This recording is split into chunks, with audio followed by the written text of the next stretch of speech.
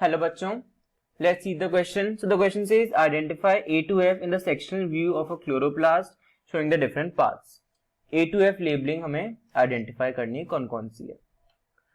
ये डायग्राम किसका है? क्लोरोप्लास्ट का. जो हमें की कंसेप्ट पता होना चाहिए इस क्वेश्चन में, की concept is about the structure of chloroplast. Structure of chloroplast. Structure of chloroplast.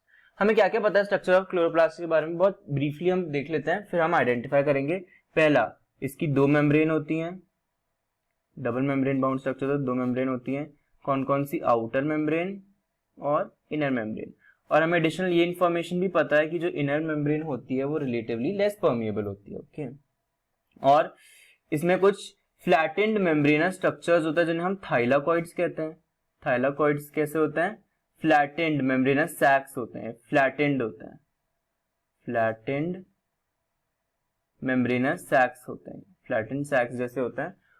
और जब ये थाइलाकॉइड्स अरेंज हो जाते हैं, कैसे? अरेंज इन स्टैक्स, एक के ऊपर एक, या पाइल ऑफ कॉइन्स, तो इनसे क्या बनता है? इन्हीं से बनता है ग्रेना.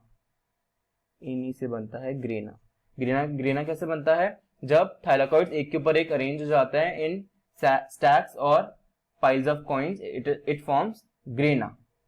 ओके. और जो दो ग्रेना को कनेक्ट करता है वो हमारा क्या होता है? जो दो ग्रेना को कनेक्ट करता है वो स्ट्रोमा लैमेली. जो दो ग्रेना को कनेक्ट करता है that is stroma lamellae. Okay. So इतना सब हमें पता है. So now let's identify the structures in an enlarged diagram.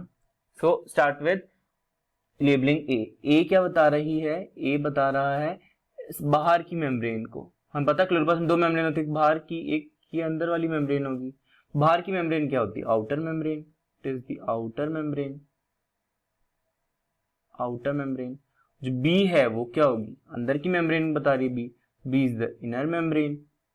कि क्लोरोप्लास्ट का डबल मेम्ब्रेन बाउंड स्ट्रक्चर है, तो दो membrane, outer and inner membrane. This was very easy. Let's see C. What is C?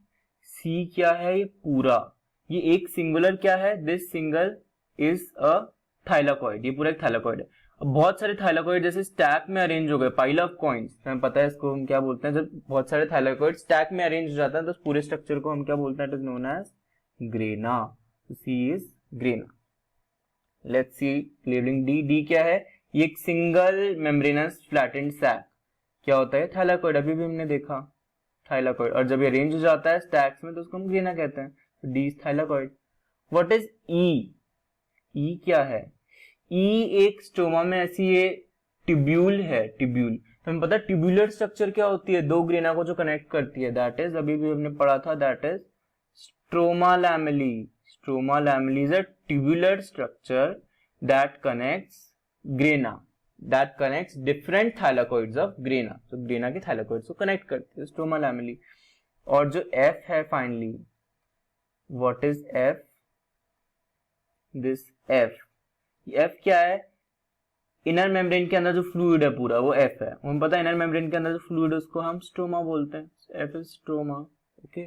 So The labeling identification was very easy. अब हम question में देख लेते हैं. क्वेश्चन में A है आउटर मेम्ब्रेन, B है इनर मेम्ब्रेन, C है ग्रेनम, D है थाइलाकॉइड, E है स्ट्रोमल लैमेली और F है स्ट्रोमास. एक ही मैच कर रहा है option B. So I hope your concept is clear. Best of luck. Thank you.